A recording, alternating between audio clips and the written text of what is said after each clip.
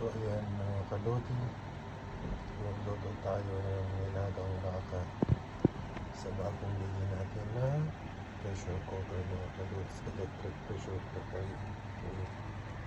Yan mga kalodi, so para madali tayo makaluto, hindi natin kailangan pumunta ng kusina. Kahit nasa kwarto ka, pwede ka na magluto ng ulam.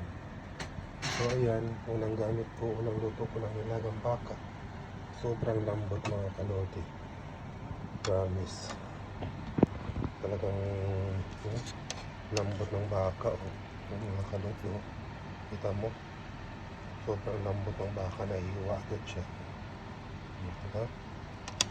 Kaya ganda pa rin itong pressure cooker na ito na electric. So yun mga kalodi, nagluto tayo ng nilagang baka. So masarap na naman ang ating kain mga kalodi. Thank you for watching. Bye bye.